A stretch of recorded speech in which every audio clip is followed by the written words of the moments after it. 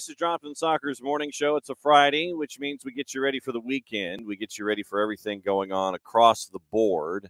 Give you your juice boxes, get you ready for the MLS Cup playoffs. There's a game 3. There are a couple of game 3s that we've got to talk about in hour number 2. We'll do that and get you ready for Columbus and Atlanta, get you ready for the other 2, and get you ready for your weekend viewing across the board.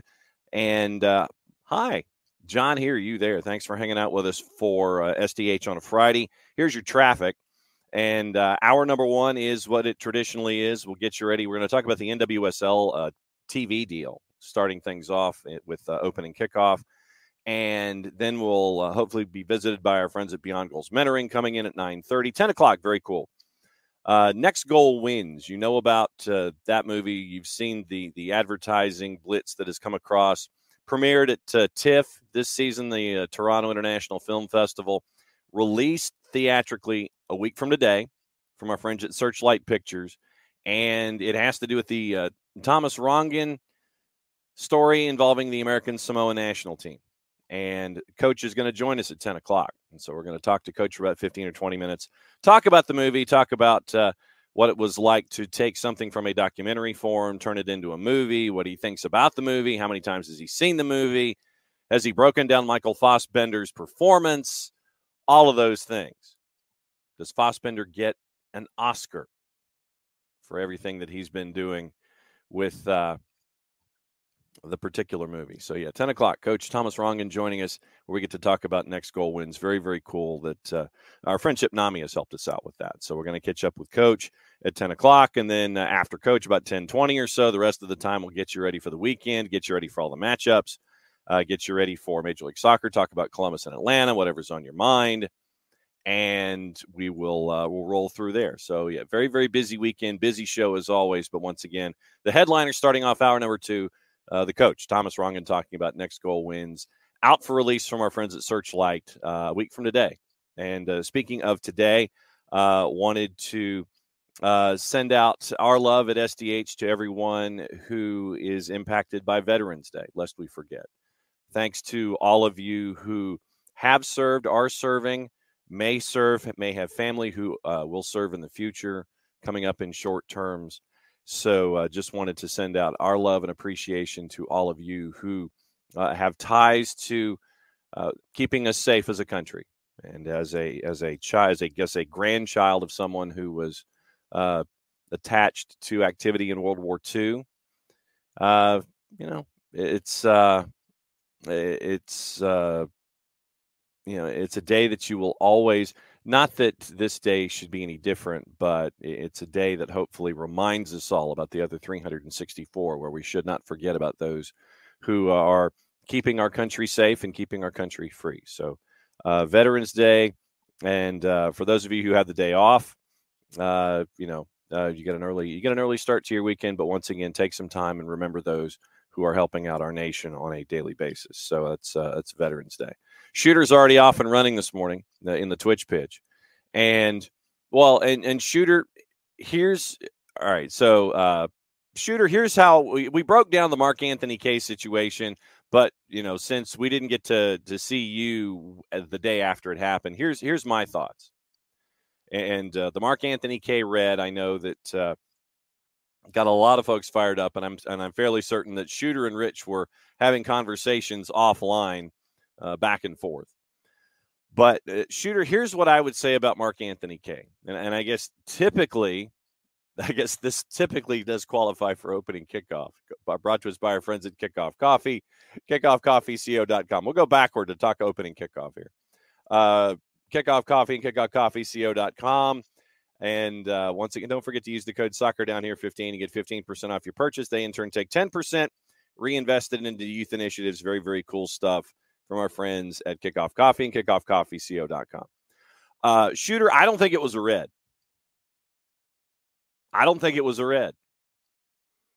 The way that I looked at it, and we always get to look at how things are in slow motion and things get accentuated.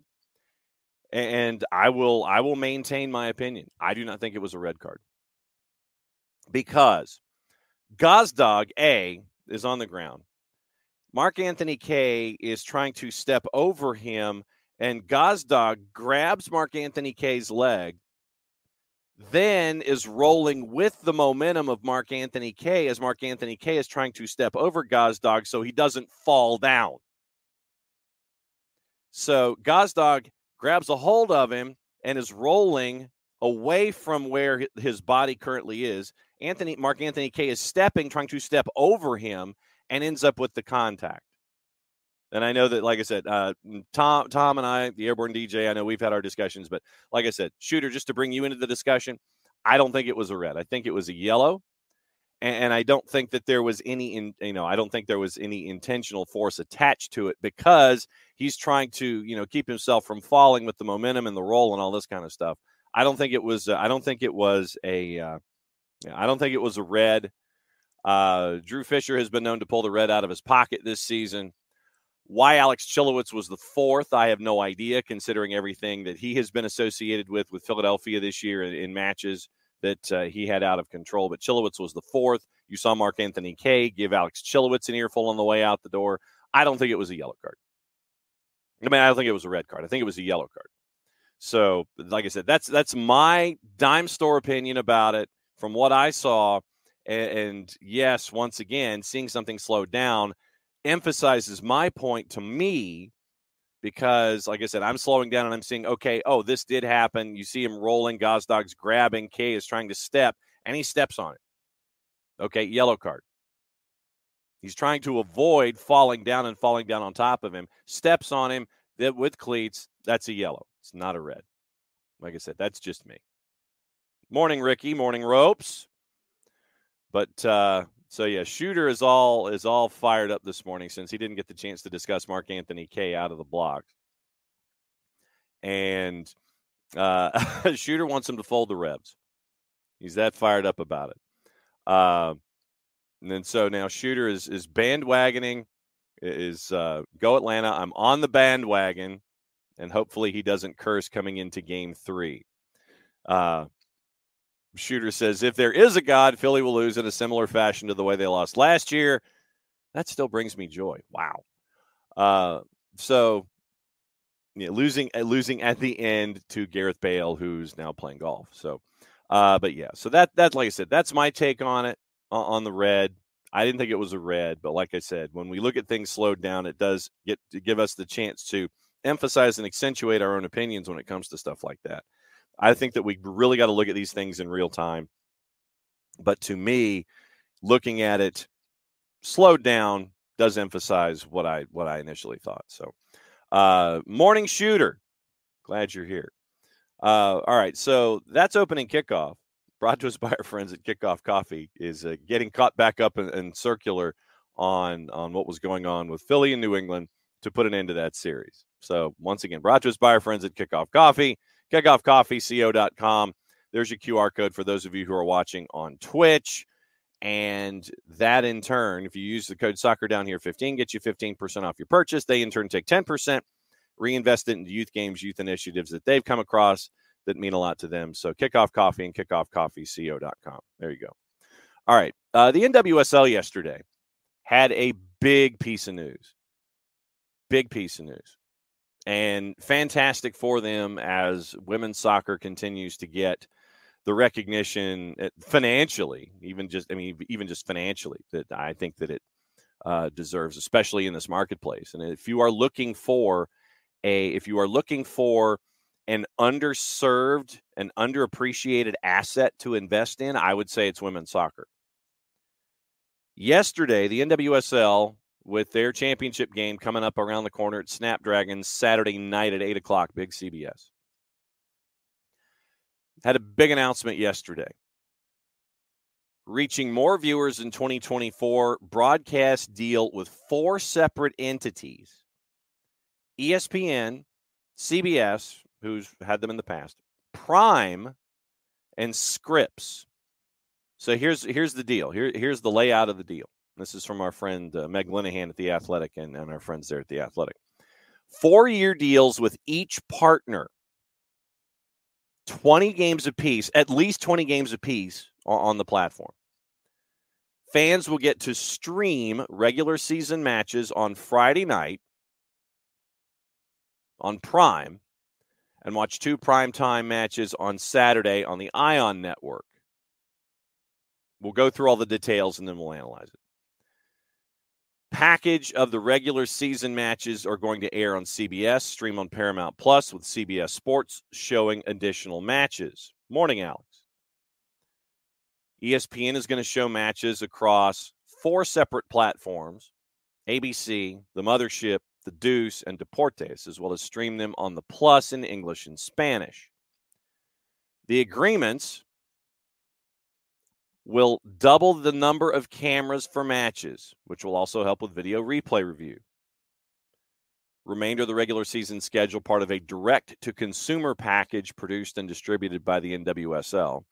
Ion is going to get the draft. Date for the draft yet to be announced. Ion is also going to lead off their Saturday doubleheaders with a studio show at 7 o'clock Eastern Time. Game starting at 7:30 and 10. SDH knows some folks who would be more than happy to host said programs or call said matches. Prime and CBS will get 1 quarterfinal each. ESPN/ABC get the other 2.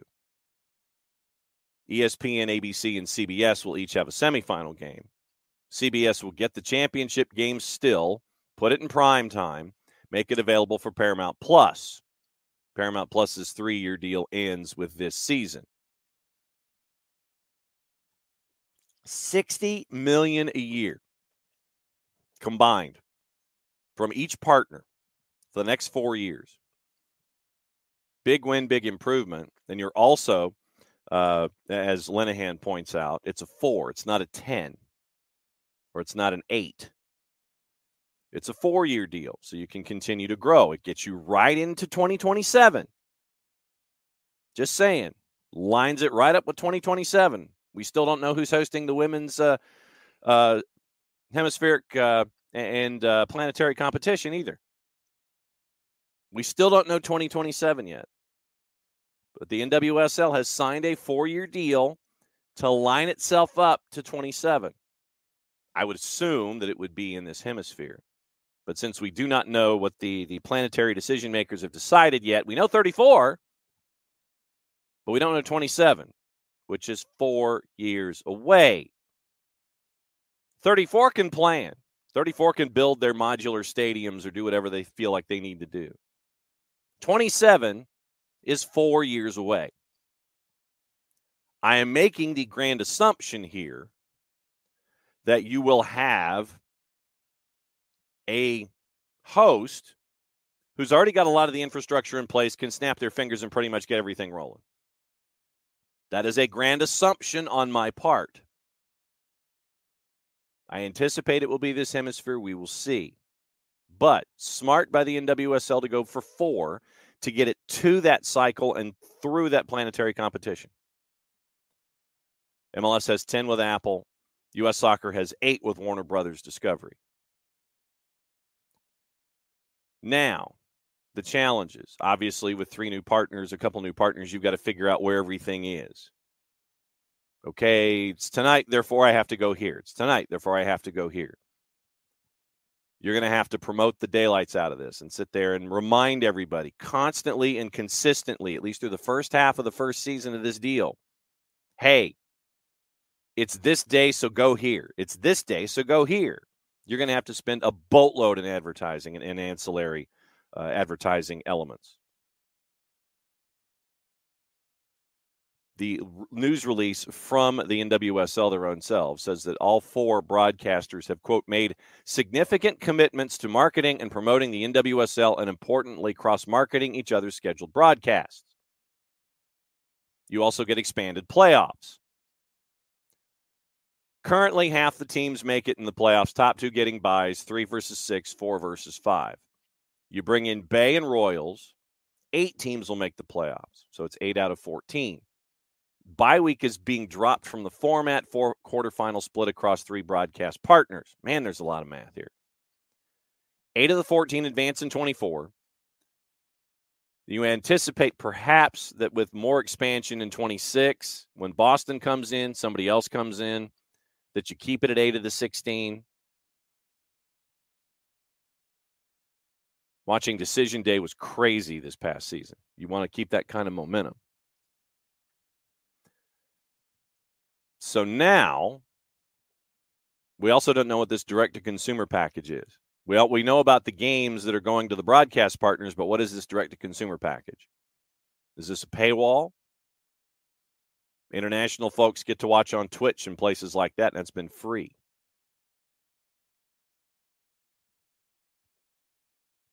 And then you have your quotes and all of that kind of stuff. So, big deal for the NWSL.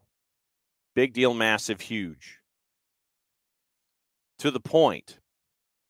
And Ricky, you had mentioned it, and this is one thing for me. Ricky, MLS not adopting the Friday game still feels like a mistake, but I'm glad the NWSL is. Agreed completely. We have on this network and on this show for as far back as we can recall. I mean, Jason out of the blocks said, make it an MLS Friday night. Obviously, here in the South, you'll have some folks in major markets drifting off to their high school football games, getting ready for college, etc. But Major League Soccer, I think, and like I said, I think all of us here on the show missed out. They think that Major League Soccer missed out by not doing Friday night and owning Friday night. Come on at 7. Do your game at 7, whatever, with your pregame show, 7:30. You're out by 9:20, 9:30 at the latest. Pregame show, bridge programming, 10 o'clock game, go. I think the Major League Soccer folks missed out, and NWSL's jumping on that. Don't let it go. Don't let it go. Bart, NWSL, listen to our request to Major League Soccer to create the Friday night time slot. Bart also thinks don't think it'll need that much promotion once we get used to it. WOSO fans will do the research and know where to watch. Being on cable TV will draw randoms and casuals. Having 3 set time slots each week is really helpful. Agreed. Yeah, Michael Head, Friday night should be MLS night. It's a big marketing miss. But, hey, you got WOSO Friday now. And it will truly be up to each of these networks. And these networks, all 4 of these networks, there can be some kind of good-natured adversarial stuff. But if you're going to elevate the game and you're all investing $4 million a year, because I think the previous deal with CBS, I think was 3.4. I think they flipped the number for each team. So, you're looking at an additional $1 million a year for each team. Multiple broadcast partners, and they've all got to be cool with this whole thing. Rising tide lifts all boats. We talk about this a lot. And so now for each of these broadcast partners, you want to continue to lift women's soccer, here's your chance to do it domestically. Bay's coming in. Utah's coming back. Boston's coming in. We're still waiting for that other expansion team to figure out who it is to get you to 16. Bay's expansion fee was not the loose change between the cushions in the sofa. Neither is Boston's. The level of investment has increased in Major League in the NWSL. Now it's up to the broadcast partners. And the biggest thing that I will continue and we will continue to talk about here, you can't just do games. You've got to do the stories. You've got to bring the personalities into the viewing rooms for, as Bart says, the randoms and the casuals. The hardcores and the diehards might know the story, but to be able to have a sit down, say, with a Denise O'Sullivan as an idea, following Denise home. Back to Europe, following each of these steps, and we all get to we know about Sophia Smith, but the really cool stories, they're there. You don't have to look that hard. one of the tenets that I have always operated by is that everyone's got a story. Steve Hartman came up with that phrase over at CBS. Literally what Steve Hartman would do, go into a particular town, go into a payphone booth, open up the white pages. Remember when phone booths had white pages? Go into the phone booth, open up the white pages, literally pick out a page at random, put his finger on the page, morning, Abby, and he would go find that person and tell their story. He said, random person you find in the white pages. You wander into a town, you put your finger on a page at random, Steve Hartman would find a story from that individual. Everyone has a story. And as a part of this large step that is being made for the NWSL, what you've got to do is find the story of each of these individuals. Yes, Sophia Smith has a story. Yes, Olivia Moultrie has a story. Yes, Trinity Rodman has a story. Is there a story away from the story that we don't know? The ownership groups, they've all got stories. Michelle Kang's got a story. The folks at Bay have their own individual stories. But it's the story away from the story with the folks that we know. The folks that we don't know, find those stories. You have to tell those stories to bring more folks into the tent. Bring them into the tent. That is going to be key. Highlights, flashy studio space, all of that stuff, increased game coverage, increased number of cameras, all these kinds of things, fantastic. You need to add quality to the content. Quality of the broadcast, quality of the content. Find the stories that are out there and bring them forward. So that way you can bring in more folks into this idea of this next round, this next 4 years of the NWSL. Like I said, great idea to only do this contract for 4 years. Only 4 years. So that way, once again, you can sit there and go, okay, 27, we know what we got. And then this leads itself into that discussion after this deal. You're being proactive here, leading into this 27 planetary competition. What do you do for an encore? You're hoping that you can use this as your launching pad, and then you get your springboard. Launching pad, springboard, or springboard, launching pad, whatever order you want to put it in, whichever one gets you started and gets you moving further. And Bart, keeping us up to date on information involving players and stories. He says, speaking of stories, Christy Mewis, Sam Kerr engaged 12 hours ago, courtesy of our friends at People Magazine. So mazel tov to the crazy kids. Christy Mewis and Sam Kerr are engaged. So, yes, Alex, the one with the super secret location. The planetary competition in 2027 that we kind of think we know, but we don't because no one said anything yet. So we'll see. We don't know.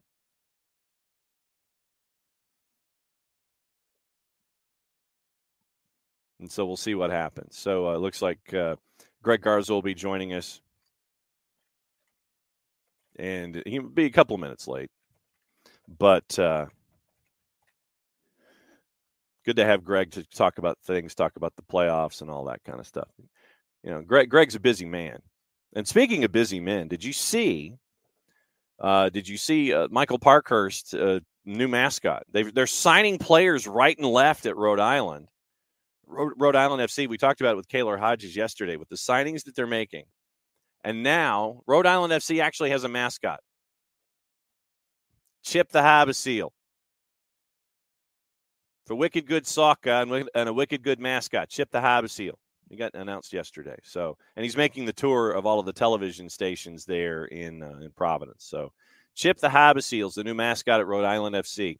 Wicked good soccer and a wicked good mascot. So, yeah, it's funny stuff. But got a mascot. I think they've got 4 players now at Rhode Island. So, it really is interesting to see how things are improving there. We mentioned how things are growing with women's soccer. And you look at the major pay increases in general. The UK Women's FA Cup purse is going to double to $7.34 million. Club that wins the final gets $527. This has all been adjusted from pounds to dollars, courtesy of our friends at Front Office Sports. Final match, the club that wins the final gets $527,000 in addition to the other prize money throughout the tournament. Last season, the FA Cup purse jumped from $490,000 to $3.68 million. Then it's going to double again. FA says its goal is to eventually make prize funds for the Women's FA Cup equal to the men's, which will award more than $25 million in total this year. New collective bargaining agreement between Football Australia and the players will increase individual salaries for women's national members by as much as around $60,000 each. Top women's players made about $70,000 a year under the previous deal, but could now be paid up to $128,000 on top of any tournament prize money and salaries they receive from their club teams. Moves follows the summer planetary competition in Australia and New Zealand, which paid out $110 million in prize money, a record for the women's tournament. Yeah. There you go.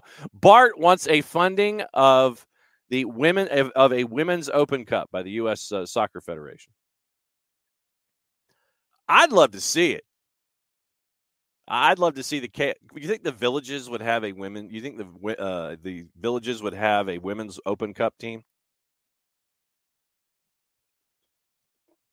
You get Tormenta women, you get all the teams in the USL storming through this tournament, having to play, teams like the equivalents of Christos and the Villages in a women's Open Cup format.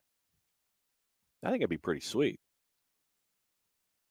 Once again, find an underappreciated asset, invest in it, watch it grow. Something to keep in mind. Just something to keep in mind. What is this nation about? Growth, opportunity from a financial standpoint. From an economic standpoint, it's about economic growth. It's about pursuing your passions. It's about growing things and leaving it for others to continue to grow and advance and grow and advance and grow and advance. You invest in things that are underappreciated. You invest in something that has no appreciation. If you're first in the door of finding something that has value and introducing it to the rest of everyone around you as something that has value, and they go, yes, that has value. Growing the game, finding an underappreciated asset, investing in that underappreciated asset, and continuing to lift all boats. Someone out there, to Bart's point, end of the NWSL, someone out there's got to be kicking the tires on this idea. Obviously, to start up something like this, it has to be financially viable.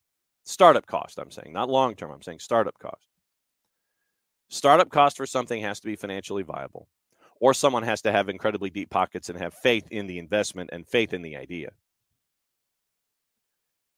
Then you take those first couple of steps, sort out your growing pains, grow it, invest more, grow it, invest more, grow it, invest more. And you're seeing that. Now, that would be pretty sweet. You get a Leagues Cup between the NWSL and Liga MX Femenil.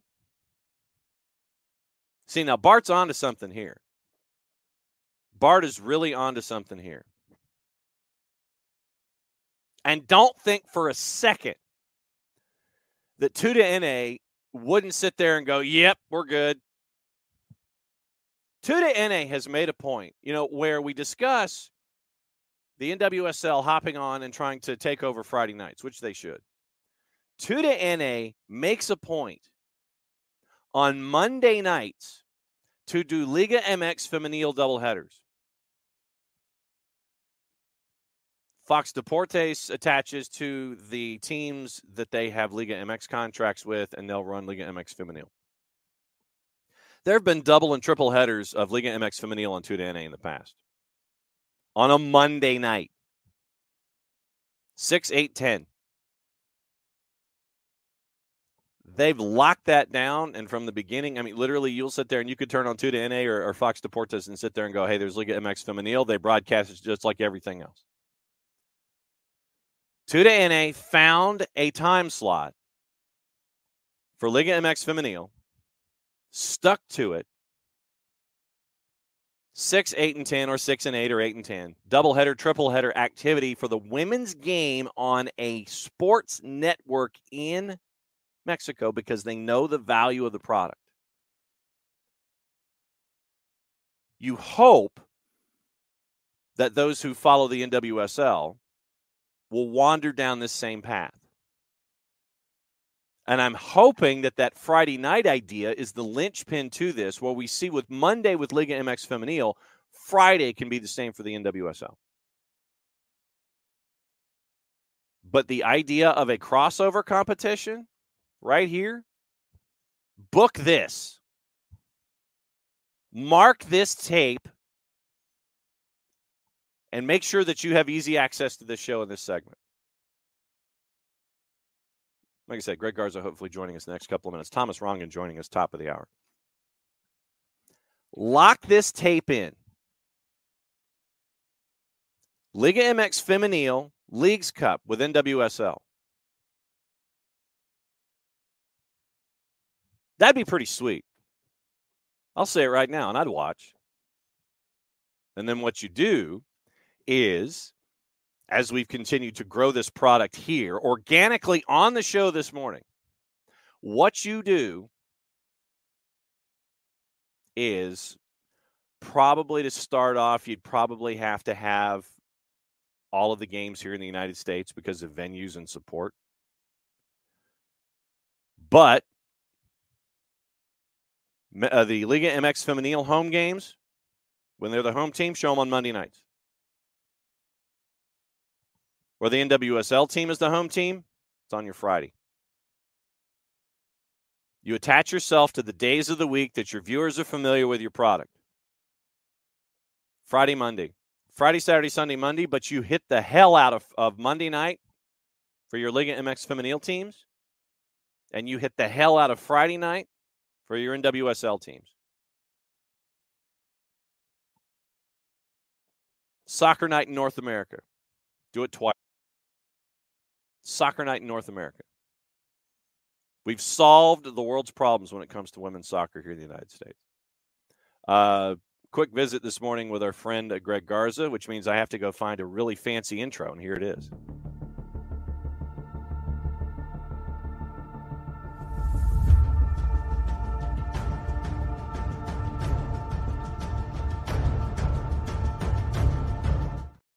Greg Garza. Good morning. It's been a minute.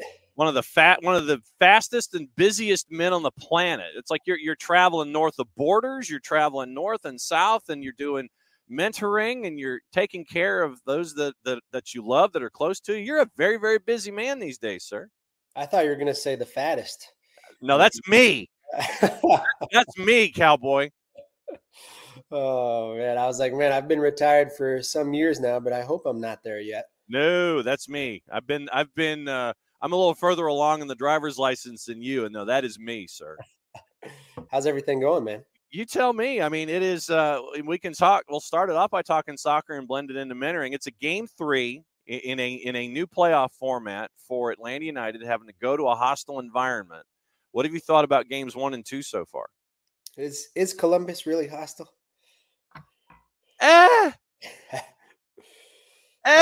One of the first soccer stadiums that they used to have, not anymore. They obviously upgraded. I don't know if it's a hostile environment though. Not Not the ones where I remember, man, those fans sucked. And, now, if you tell me Red Bull or Philly or places like that, then I could agree with you. Okay. But no, I think there's a chance. I'm still waiting. I'm still waiting for this young team to show me consistency. Mm-hmm. And I feel like that's been the big question with them, is that there are sparks and flames and so many different things within one game to where you say we're back, and then you have two stinkers of games right after, and it's like there's no median. There's no, I'd like them to just play well every game. They don't have to give us like what they've given us this last game. Can they do something that is just within the consistent way of how we want them to play? That's my personal opinion on what this team has shown me this season. Yeah. And I wish they could find that consistency within, because that's what you need in these playoff runs. That's it. And to get far, you're not going to play another home game unless Kansas City makes it all the way through. So it's going to be a tough road to be on, always playing away. When you're having conversations with your mentees about consistency and about environment, what are those conversations like? Because you mentioned consistency in an environment where it is playoff life. You either continue or you're done for the year and you're heading to the golf course for 6 weeks and you're plotting your Thanksgiving and your Christmas, which you don't want to do because that means you got to go out and shop.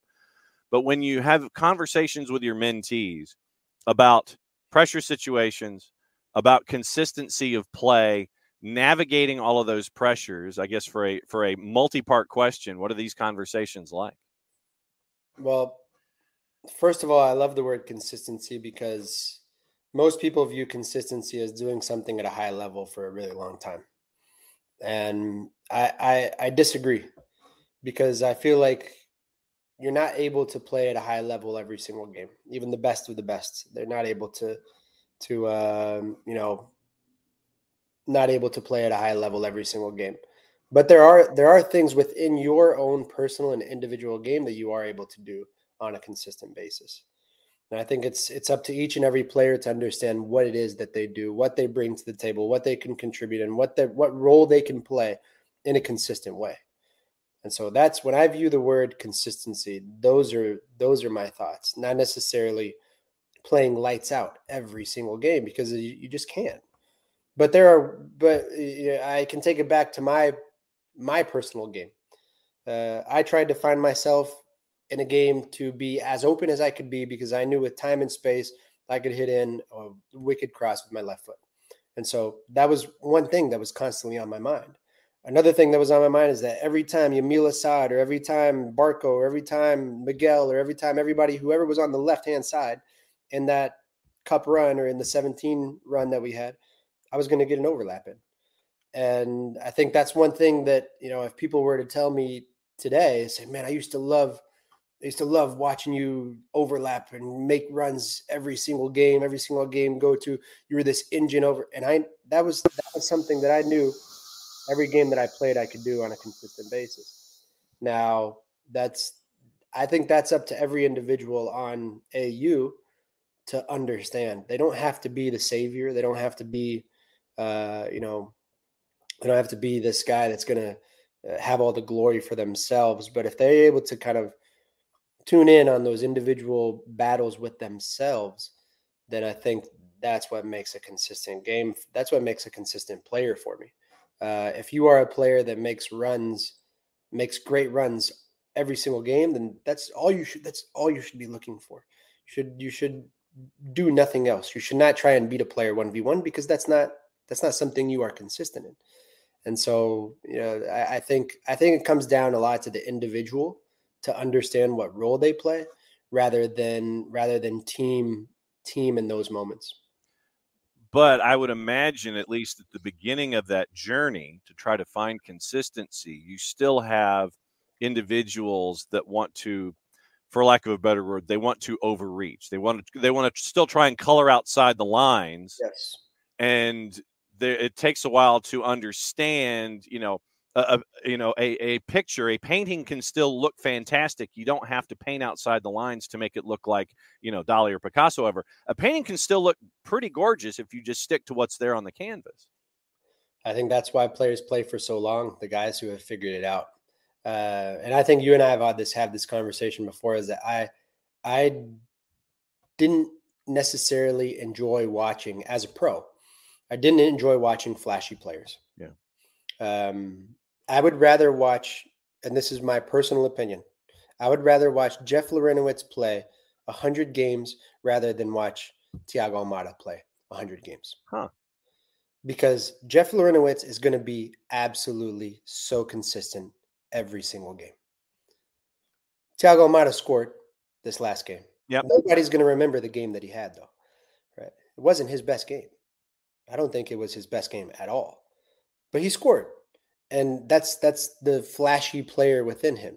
Now, for me, I enjoy watching guys that play with an experience of knowing the game, with the longevity of the experience, knowing that they can outlast every single minute that is played and play decent. They don't have to play the greatest. They don't have to be the flashiest player, but every single game they deliver. Every single game they're there. Their work ethic, their work rate, everything is just all in one. Their whole game encompasses just being a consistent player. And whenever I was a player, those are the players that I like to study, because I told myself I want to be that player. I don't want to be the flashy player that's gonna change a game in a second. I want to be the industry player, the industrial player that's going to show up every single day, every single game, and is going to somehow make a valuable impact in a game. And I think more players should watch those types of players, because there are more players in the world these days of those types of players. There are very few Thiago Almadas. There are very few Joseph Martinez. There are very few Miguel Almirones in the league that can change the game within a second. But nobody remembers the rest of their game. Nobody really pays attention. If you really study soccer, if you really look at players in general, those are my types of players that I enjoy watching. But it all comes down to personal opinion, right? It's doesn't necessarily. Everybody's going to buy the other jersey. Everybody's going to buy the Almada jersey. Nobody's, people are going to buy the Larry jerseys, but it's on a bet. Yeah. I mean, well, and this comes to your point. Greg Garza hanging out with us for about another 10 minutes. Thomas Rongen, top of the hour. I've seen, and I think that, and it might be because Atlanta United fans got the chance to see you from the beginning of a franchise, Jeff from the beginning of a franchise, Parky from the beginning of a franchise, where they can get that appreciation of, a guy like you that just marauds down the left-hand side and takes no prisoners and tries to be as consistent as possible. You get a guy like Jeff who will stand up to somebody from the Red Bulls and sit there and not worry about it. And, he'll tower over somebody. And if you're coming after a teammate, Jeff will be the first one to hop in the pile. And I've literally seen more guys and more fans of Atlanta United since the franchise began want the Garza jersey, want the Lorenowitz jersey, and want the Parkhurst jersey because of that consistency and showing up every day and not backing down from a challenge and being there for your teammates. I mean, I think if you look at that roster, right, I think at the end of the day, soccer is all about comparisons. Mm-hmm. You look at that roster, you had, and I don't even throw myself in the mix, but you have the Gressel, the Nagby, the Parkhurst, the Lorenowitz, and maybe that was 4 out of 5 out of the 11 that those guys, we were all going to deliver somehow, some way. Were we going to be the guys that made something happen in the game? Maybe not, but you knew you needed those guys to have a successful team. That's why I enjoy Atlanta United fans don't don't hate me for this. Uh-oh. But I enjoy watching Philly play. I enjoy watching Philly play because they have that balance. They have the perfect balance of they have players that know their role and they're Uh-huh. going to go in and they're going to do it every single game. And then they have a couple of players that can just boom, change the game and within a millisecond. And from what I've seen this season is we have a lot of players that like one game you see them, you're like, holy crap, this guy is like unbelievable. And then it takes another 2 games to get to that super high level. And I want the median guys. I want the guys that are always gonna deliver. You want the guys that are going to give you 7s and 8s every single time out on a scale of 1 to 10 instead of a 10, a 5, a 3, a 10. There you go. Because as a fan, and this is speaking for all fans. How many games have you gone this year, even including myself as a fan, and said we're back? And then you watch the next game and you're like, maybe we're not. And then you go to the next game and you're like, oh my gosh, what the hell is happening? And then you go to the next game and you're like, man, this is the best I've seen us play in the last 5 years, right? And it's like you're constantly on this emotional roller coaster. And so it's as a fan, I think there's a high chance. It's just up to these guys within, when's the game? The game's Sunday. Sunday night. It's up to them on what. It's almost this is like I feel like whenever I speak to my son who's 10, and we speak to coaches sometimes, like it's whoever wakes up on that given day, it's whoever wakes up on that given day is going to win that U11 game. And it's like some days you watch your U11 team play or U11 son play, and you're like, wow, this kid's got it. And then the next day he just doesn't bring it. And it's kind of like that. I feel like that's kind of been what we've seen this year from a fan perspective, from a mentor perspective, and from a coach perspective. You got to find that consistency, and I think that's when you need those experienced players to come in and kind of gather the troops and have someone. And I feel we're missing an Ozzie Alonso to be in there every single game. We're missing somebody with a ton of experience to kind of just gather the troops and help them understand that consistency part. But once again, it's all about comparisons. It's all about opinions. Everything is subjective. When you're a mentee, and when you are giving advice to your mentees about consistency, are there generational disconnects where, say, even maybe a 5 or a 10-year age gap where you understand the value of consistency? You have learned the hard way, being a competitive athlete worldwide. You've learned the value of consistency and trying to stay at 7s and 8s. For players who are slightly younger than you and then your mentees, do they have those same connections and same levels of understanding, or do you find that a certain demo is chasing after glory and it's like, man, I want to just chase after being an A+, and then accept the F, and then I level out at being a C? I mean, do you have age groups that are different when it comes to understanding consistency? I would say it's a massive generational change to where everybody wants to be that saving hero, that savior of the game rather than the gladiator. Yeah. And I feel like I try and help kids understand being more of the gladiator rather than the game changer. Right. Because I think whenever I became a left back, I'd never defended in my whole entire life. And I played number 10 and I played left wing, and whatever team you put me on, I would perform, and I would be the game changer, and I would be the go-to guy as a kid, until I became a pro. And I just remember that coach sitting down with me and saying, Greg, there are very few game changers that are successful. Very few game changers. Look at Messi's interview with Zidane he just did the other day for Adidas. How many number 10s do we have left in the world? maybe a handful. There's got to be less than 5 number 10s that you can name and be like, these guys are absolute creators and guys that can change the game within a second. And although I think Miguel played the perfect 10 role here in Atlanta United, he does not play the 10 role in Newcastle. Right. So he's become that hard worker, gladiator. He's become the guy that still can change a game within a second, but his role has changed. And so, that's why I think providing that information and showing these kids the benefit of being that guy is so much more valuable for them in the future.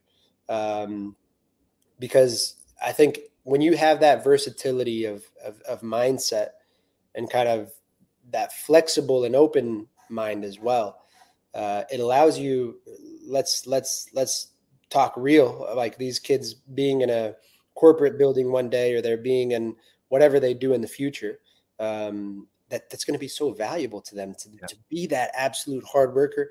And not because I feel like a lot of the game changers and a lot of the guys who they're extremely emotional. They're people that are always they're either up or all hell is broken. Yeah. You've crashed or you're succeeding at 100. It's the hundreds and zeros. And so many kids have that. So many kids that I see, they have that mentality. It's one game they played absolutely amazing and they absolutely rocked it. And then the next game, it's, oh my gosh, that was the worst game I ever played. I'm terrible. And it's the word we started with today, the word consistency is on so many levels within everything. It is within performance. It is within mindset. It is within, creating good habits and, doing these things. And we had this really cool conversation. I don't know if I've talked to you since, but that's really good conversation with the head scout of U.S. Soccer. We did talk about this or no? No, we have not. No. Yeah. And I guess before I go, we talked about this is just a snippet of everything. And I won't give it away because I use this with my mentees a lot. There you go. But we call them the 4 selves. And all I was doing while he was talking, I was just writing down what he was saying. And although he didn't create it into an exercise, I did.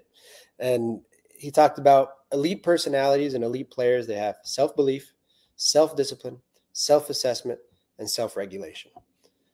And I was like, man, he's so right. Elite players and elite personalities, no matter what we do in life, if we're playing soccer every day, if we're doing this every day, you always have to believe in yourself. You have to be disciplined. Do you make your bed every single day? Because that's going to transfer into whatever else you do. And so I've been asking a lot of my mentees lately, hey, do you make your bed every day? You'd be surprised, 8 out of 10 kids, what they say. Consistency. Yeah. And so, it's once again, you just go back to creating good habits, the word consistency or the self-assessment, not blaming others, but just looking at yourself in the mirror and being like, hey, that guy didn't do this today. What can I do better? And then the self-regulation. Once we go back to the controlling behaviors and controlling your emotions. So that was really interesting listening. I mean, we probably talked to him for about an hour and a half, Parky and I had to go pick up my kids from school. Parky had to go to another meeting, and we could have probably talked to him like for 3 hours. But it was interesting to see because this guy has discovered so many players and he's seen so many players. And that's like when I look back and I think about, wow, all the elite players, the experienced players, the Jeff Larinowitz, the Michael Parkhurst, the guys that outlasted so many people, they always had those 4 things, no matter what. Didn't matter the caliber or level of player they were within that team. They had those 4 things. And that's why they were great pros. That's why they were great people. But yeah, wanted to finish on that. No doubt. Well, thanks as always. And thanks for crashing in as always on the Friday Free Kick, Greg. Great to catch up with you, my friend. We'll catch up with you in a couple of weeks. Sounds good. What's your prediction, man, for Sunday? They'll take it. I think it's 2-1. I think it's messy. It probably it's going to be a chippy game. I think it's going to go 2-1 Atlanta. This is like, I just don't understand why we sat back that first game. I don't understand why we were on that defensive. Now I think is the game to play like that because you never know what. Now it's to be conservative. I feel like in these first 2 games, man, especially in the first one, we should have played like 2 in the back. We should have gone old school, played 2 in the back, and just play 7 or 8 forwards. And like, because at the end of the day, I see how this works. It's all or nothing. Yeah. And so, It'll be interesting because now it's a true chess match. You're not in the cathedral the first game, in the second game. So it'll be interesting to see. No doubt. All right, Greg, be good, be safe. Thanks for hanging out with us. We'll catch up with you soon, my friend. Sounds good, man. Good to speak to you. All right, Greg Garza, and we do the hot tag. It's a hot tag, as they call it in wrestling. We go diving for the turnbuckle, and we bring in the coach, Thomas Rongen. Coach, thanks for hanging out with us on hour number 2 here on the morning show. You're welcome, John. Is Greg still there? Greg played for me.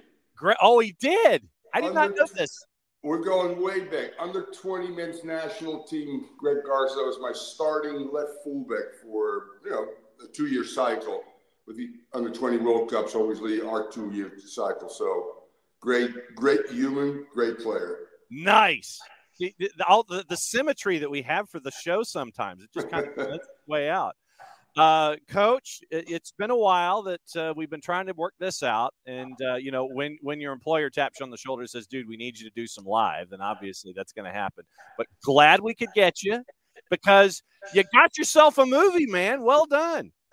I mean, it's one of those badass moments, where you get an answer to a question, who should play me in a movie? Well, it's an Oscar and Golden Globe nominee, Magneto, Inglourious Basterds, Steve Jobs. It's Michael Fassbender. So how's your day going? It's pretty good. And by the way, I'm calling Inter Miami in Messi's game. So life is good, John. Yep, you got the matchup d'or later today. So no, yeah. You're good. I'm calling the game on radio, so that's why I'm ready already. It's game day, baby. Let's go. Game day. So, all right, I know that a lot of folks, may go back to the documentary back in 2014 and sit there and go, okay, now I know the genesis of all of this stuff, but what is it like to finally see something that focused on a project that was a fantastic story, by the way, to finally condense that into like an hour and a half after 5 years and then develop and all this kind of stuff? What's the road been like for you to finally see it go from a doc to movie form? Yeah, pretty amazing. As you said, it's based on the original documentary made in 2014, based on World Cup qualifying in 2011, and then fast forward to now. It's become a heartbreaking comedy drama, about the world's worst soccer team. Yeah. And I think that Taika Waititi, if you now go to the end product, shares his audacious take on the world's biggest sport. It's like, he said to me, it's Ted Lasso, running into cool runnings via the Mighty Ducks, and I had to twist the truth a little bit, he said, otherwise I'll tell people to watch the documentary. And he's going back, he said that to me when he first called me and told me that Michael Fassbender was going to play me. He says, I want to go back to my Polynesian roots. His last movie was a big movie, Thor, for Disney and Searchlight. And the beautiful thing about it is the film really rests on the shoulders of the cast, and most of them have Samoan ancestry, which Taika has as well. He's from an indigenous tribe in New Zealand. And that's just, that's beautiful, actually. He tries to, really explore sports and the nature of achievement. And also you learn more about, and that's what he really wanted, the community and the culture of the Samoans. So, I think it's uplifting. I think people enjoy it. I urge people to go because it's the ultimate underdog story, really. The worst team in the world, trying to qualify for a World Cup.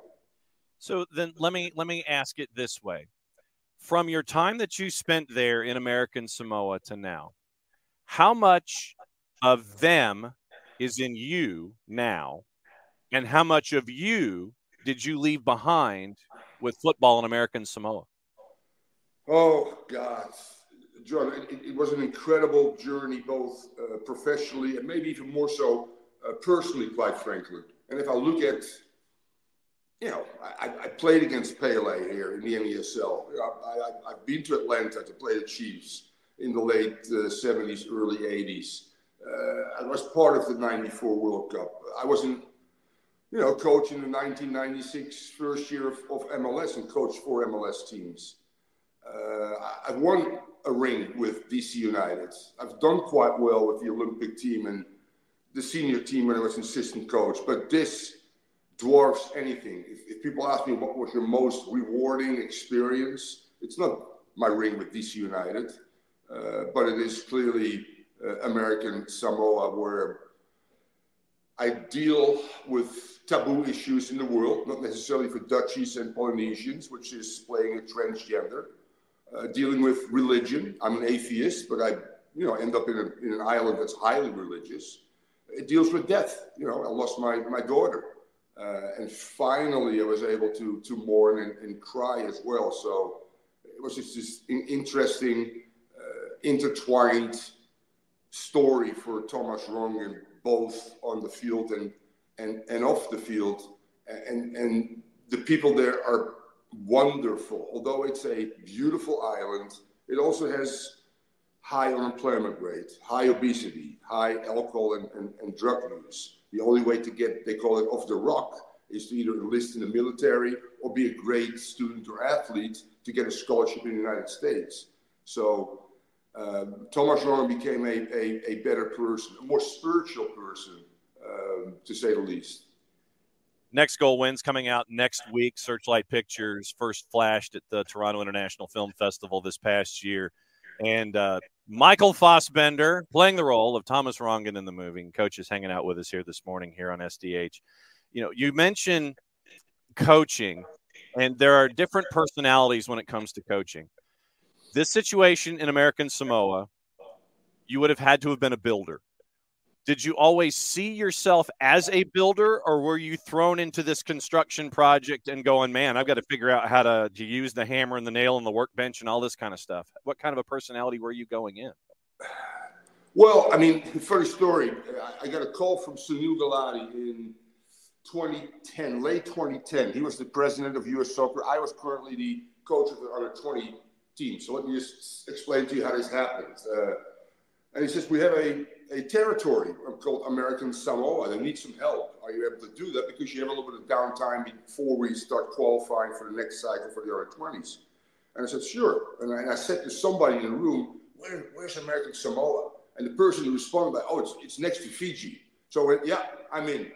Put the phone down, Googled, and here we go. Lost 31-0 against Australia, worst ever defeat. Had not won a game in 20 years. Outscored 229-0. Had not scored a goal. So I knew I was up against it, no doubt about it. Technically, I made him a little bit better. I tweaked some things tactically, but where I made great stride was from a fitness standpoint and from more so a mental standpoint. So we did a lot of on and off the field team building.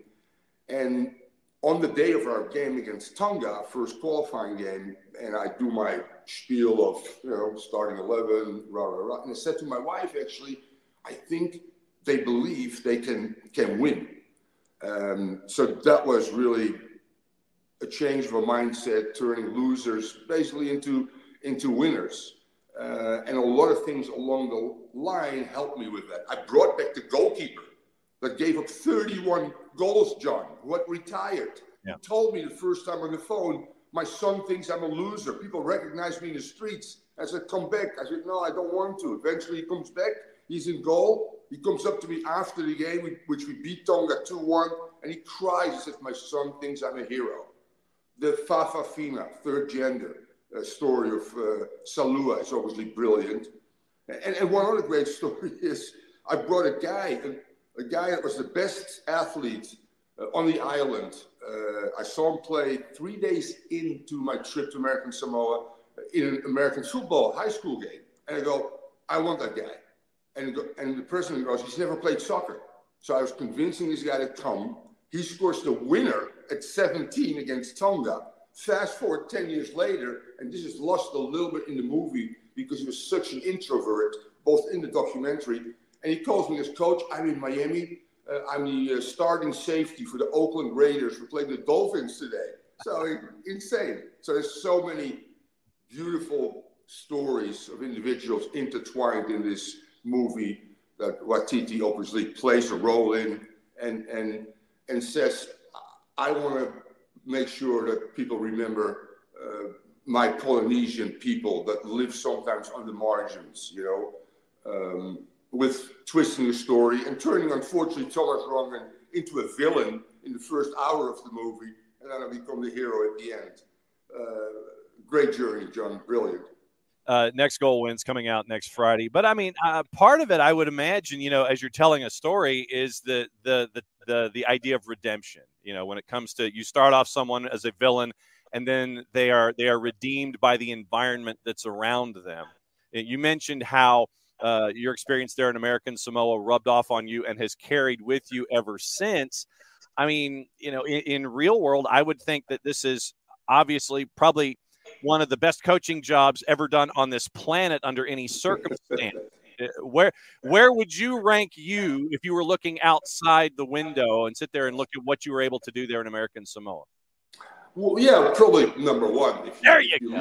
If you look at the FIFA rankings when they're last, and we jump actually like 32 places, and they dropped a little bit.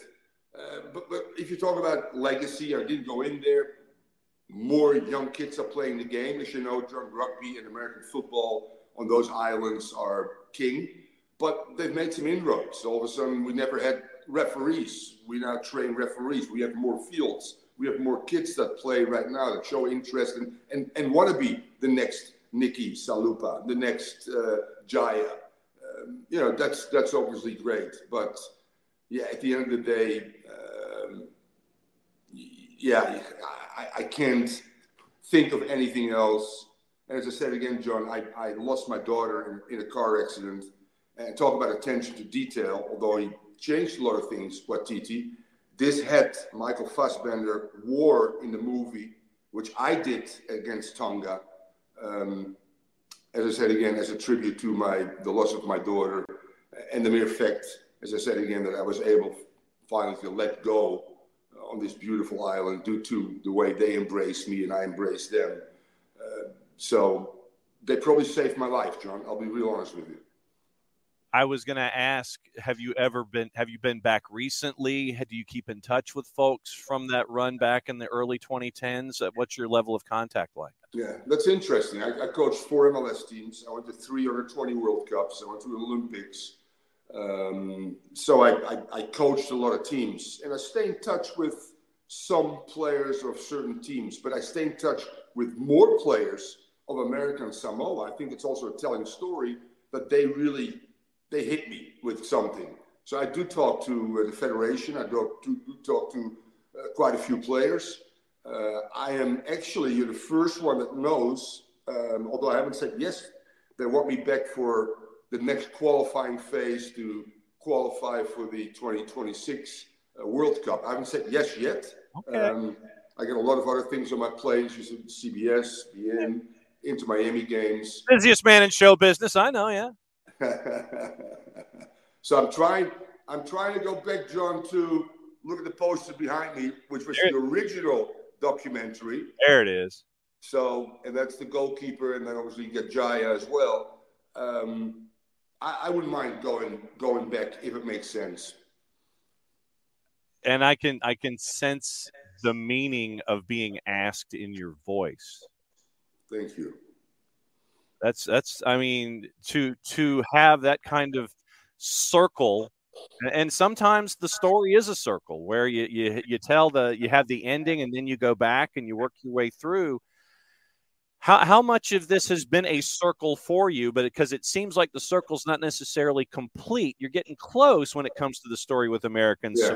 But it seems like it's close to completion, but not quite a full circle. No, that's a one chapter, obviously. If you talk about completion, John, I'm in a situation right now where I came to the NWSL in the late 70s. Yeah. I was able to play against Pele. I was able to play with my childhood hero. I'm from Amsterdam, Ajax. Johan Cruyff, who, by the way, had won 3 Ballon d'Ors. Pele put soccer on the map. 94 World Cup, which I was part of. Start of MLS, coached 4 teams. David Beckham and the designated player effect.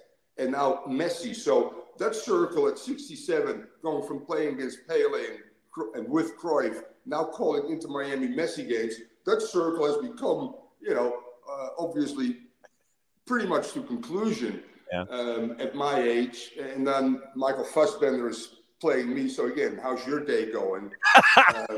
But the American Samoa story might not have ended yet. You're right. I got to see how it fits into my schedule as well. I would definitely. I didn't say no. I said I would love to do it, but let's talk. All right. So my last question for you. Actually, I have 2. Sorry, I fibbed. Where are you going to be next Friday when the movie's out for release nationally? I'll be. Which is really nice. I am also a liaison sports innovation and vitality for the Dutch embassy. So I try to introduce Dutch companies to America. We have 15 companies coming in next week for Soccer X, the biggest exhibition of soccer in the world. We have the Royal Dutch Football Federation, Johan Neeskens, as our legend coming in as well.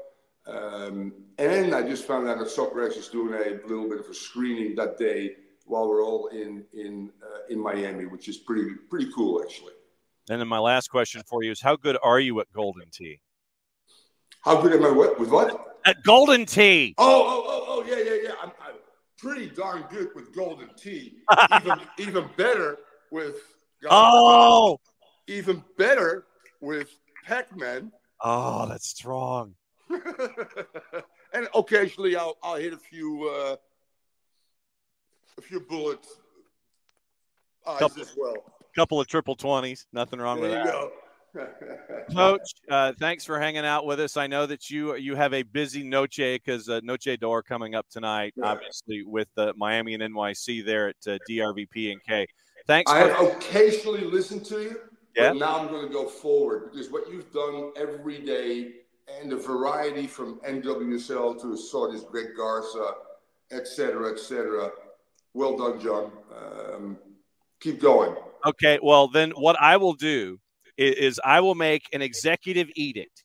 You now officially, sir, have golden ticket status, so you can crash the party anytime you want and sit there and enter the conversation and discuss about anything you want to come in on. Seriously, you want to crash? You don't have to tell Chip Namias that you're coming into the show. It's like literally anytime that you're not doing something on CBS, anytime you're not doing something on BN, anytime you're not talking about Noche D'Or and Messi and NYC at DRVP and K, you have golden ticket status, sir. You may crash at any time to discuss the sport that we do. Welcome to Soccer's Morning Show. Golden ticket status holder. Do me a favor. Yeah. Let me know who your guests are, because I've touched so many players, due to the fact that I went to 320 World Cups. There you go. Including Greg Garza. It would be fun to jump in with a former player that I haven't spoken to for 20 years. So, yes, I will be. All right, so next time Garza comes on, traditionally he and Michael Parkhurst have a segment 9:30 on Friday mornings, and they alternate out. Oh, cool. So they talk about their mentoring, Beyond Goals mentoring, and they talk about mentoring and what it means. Right. Talk about generations and things like that. So, Make a note. Next time Greg comes on, I got a funny story that I can tell about Garza. Oh, wow. Okay. So golden ticket status holder Thomas Rongen. Next Goal Wins coming out next week. Next Friday, Searchlight Pictures. Thanks for crashing the party, my friend, on a Friday. We'll catch up soon. Thanks for having me.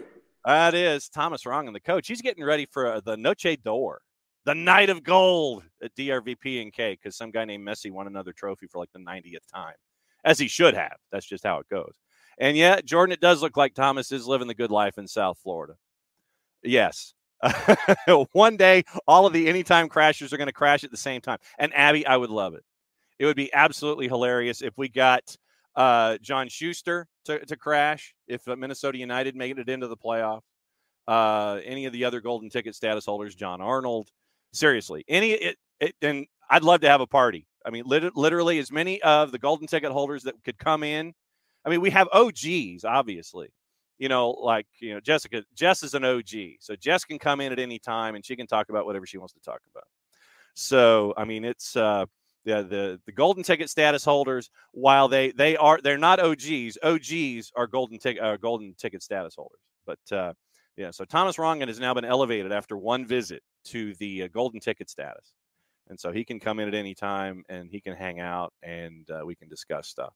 So Jordan was reading Coach Rongen's bio. Worked at Pope John Paul II in Boca, and and Jordan, he does do radio for Messi and Friends. He does. He does do radio for Inter Miami, and he did the local broadcasts for Inter Miami on television with Dre Cordero and Ray Hudson and that group, and he does stuff with BN. Literally, the guy's everywhere. Most of the time, you can see him on CBS Sports. You can see him on Golazo. Guys all over the place. So literally, every place you turn, you will see Thomas Rongen. And it was fun to have Coach on this morning and talk about the movie. Once again, Next Goal Wins, Searchlight Pictures, out next week, next Friday, the 17th. And it was good to kind of pull back the curtain and ask about American Samoa and how it impacted him going forward. So very, very cool stuff there with Thomas Rongen. Okay, it's been a fun morning so far. Thanks to Greg Garza for crashing in.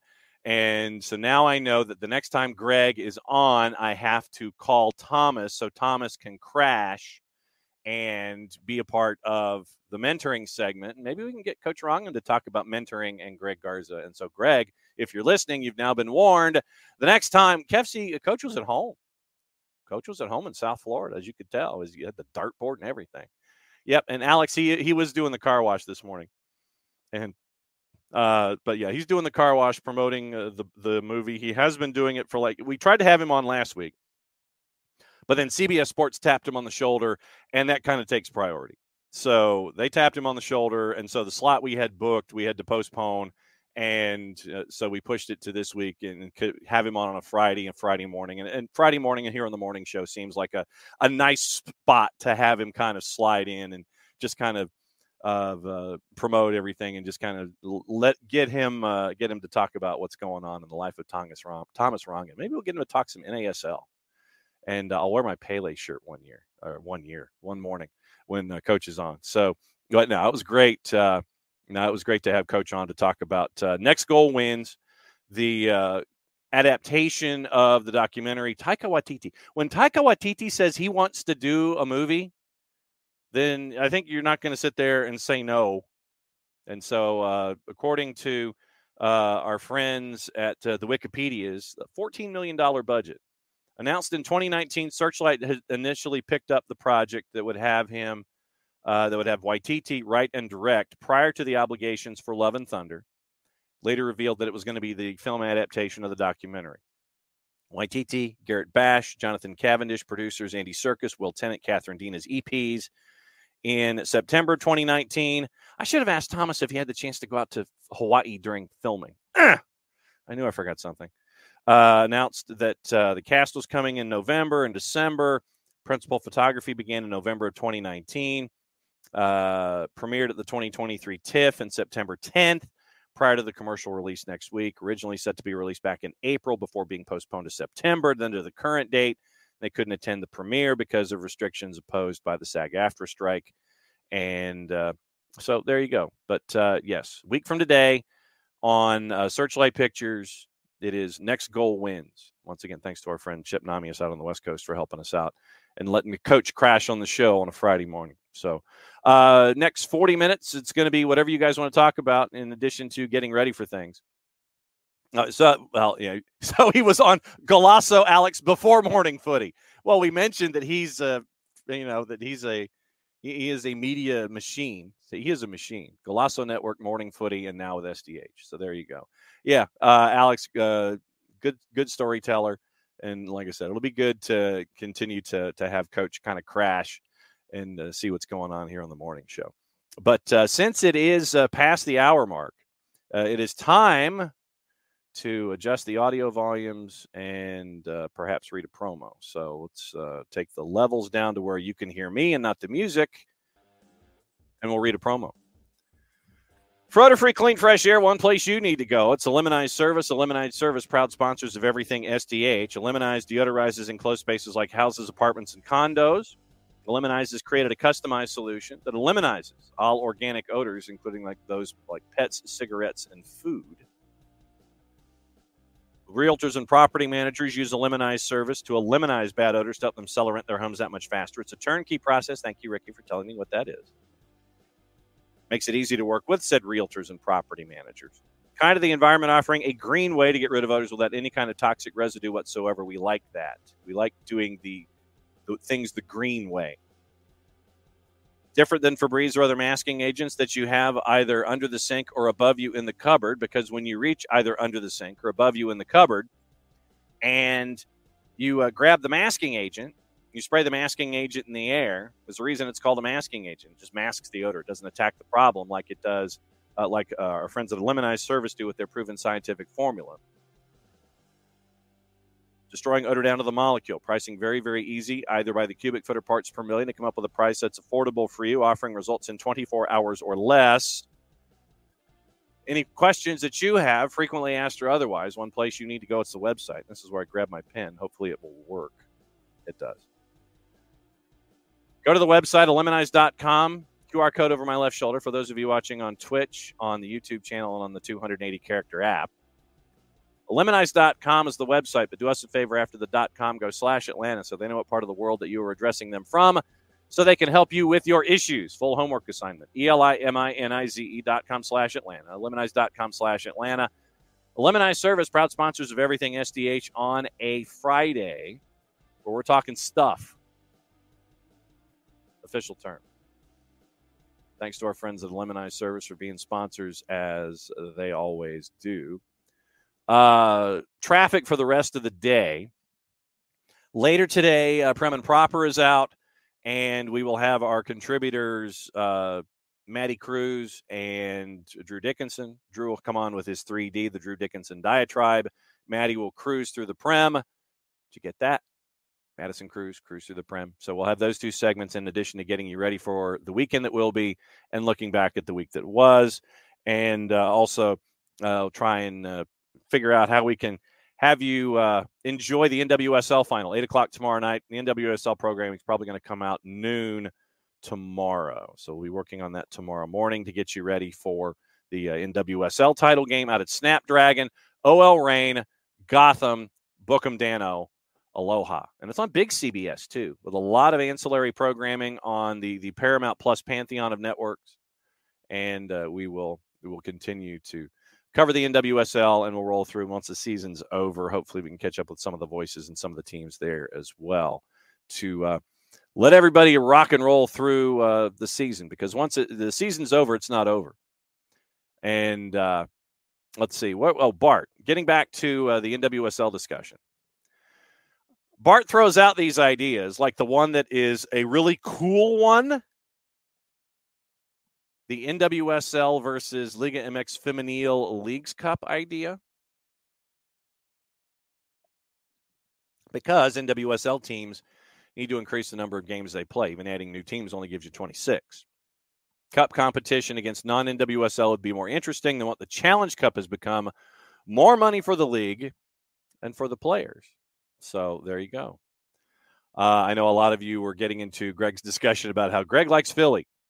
And trust me, if we have Greg in a situation where Greg is discussing Philadelphia and the style of play, like I said, if I had gone down that rabbit hole with Greg, and you know this, if I'd gone down that rabbit hole with Greg, we would have just gone off the rails, and Coach Rongen would not have been on the show, or he would have jumped in, and I'm like, okay, that would have been interesting to have him talk about philosophy and things, but we need to have Coach come in and talk about the movie.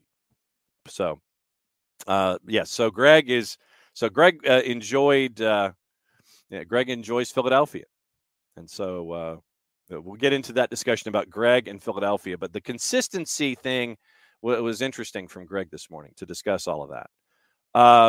Let's get into gossip, rumor, and innuendo, and things left unsaid, and get into who is doing what, where, and when, and who could be going someplace and who won't. Chelsea, Liverpool, Manchester United, Newcastle could all offer contract proposals to Kylian Mbappe, who will enter the final 6 months of his PSG contract after reports Real Madrid will not move for the 24-year-old. Oh, my Lord. You know that Todd Bowley will sit there and it's like, I'll pay you $1 gazillion. You know that Newcastle will as well. Spurs will target a left-sided center back in January after learning the extent of Mickey Van de Ven's injury, with Lloyd Kelly from Bournemouth of interest. That's going to have to be a high premium for Bournemouth because Bournemouth is trying to stay in the Prem. Van de Ven could be out until January at the earliest with the hamstring injury that forced him off in the defeat by Chelsea on Monday. Also news on James Maddison. Looks like James Maddison is out till the beginning of the year as well. Arsenal scouts watched Real Sociedad's midfielder Martin Zubimendi during the Champions League game against Benfica on Wednesday. Arsenal also interested in Villa's Douglas Luiz. And I know that Ricky mentioned the end of AZ Alkmaar and Villa yesterday as crazy. United set to make contact with Porto over a January move for experienced striker Mehdi Taremi, who could be available for €10 million. That's a good bargain, 8.7 million pounds, €10 million. United's Rafael Varane has been linked with a move to the Saudi Pro, but Erik Ten Hag wants to keep him around. Liverpool and Chelsea must wait until the summer window if they're going to sign Florian Wirtz from Bayer Leverkusen. Juve have met with the reps of Calvin Phillips, who's open to a move to Serie A. That's from Gazzetta dello Sport. Spurs target Serhou Girassi is open to a Premier League move, and the 27-year-old Ghanaian striker, who is being monitored by several clubs, available for his £15 million in January because of the release clause in his Stuttgart contract. No more info on Miles yet, Ropes. It'll be one of the stories of the offseason whenever the offseason is that moment in time. Arsenal beat competition from Spurs, Bayern Munich, Chelsea, and Man U to sign David Raya on loan from Brentford, according to the player's agent. Arsenal could be looking in to bring a midfielder in January, with Thomas Partey set to be out for at least the rest of the 2023 season. That's from the four-letter paper. Take the information at your own peril. Villa and Southampton are monitoring Derby County's 18-year-old midfielder Darren Robinson. Sir Jim Ratcliffe hopes to complete his 25% purchase of Manchester United within a fortnight, aiming to start his new role on Monday. That's the three-letter paper. Take the information at your own peril. We'll have more from Kave Solikol on Prem and Proper later today. Manchester United currently have no plans to replace Erik Ten Hag despite the club's poor start to the season. Amazon are weighing up a bid for Premier League broadcast rights, and this is in Europe, which could threaten the dominance of Sky and TNT, with the tender process for 4 years from the 25-26 season scheduled to be completed by the end of 23. So that's your notes there. Yes, the Mbappe world turns. I feel like, if this was Days of Our Lives, Drake Hogestyn would sit there and go, he'd rub his forehead and he'd go, Doc, something like that. But yeah, Mbappe wanted to go to Real, then he ain't going, and now he's going someplace but not there. So Premier League, 10 things to look out for this weekend, according to our friends at The Guardian. And you have Molineux with Wong facing Son in the Premier League for only the second time. Most pivotal battle will be on Craig Dawson 6 weeks ago, whose career kicked off in Rochdale. He kept Holland in check with Manchester City. Will that happen again? Should Arsenal be looking at another striker? Palace facing Everton. In the battle of counterattackers, Eberechi Eze has signed an extension, so he will be at Crystal Palace for the foreseeable future. Remember, when you have a contract signed, it is about controlling the asset. It is not necessarily about having the player there for the duration of the deal. You sign Etche to a deal of X number of years. If his stock continues to increase, this way you can control the asset. You can control the outbound if that does in fact happen to be an issue. You're controlling the asset in this matter.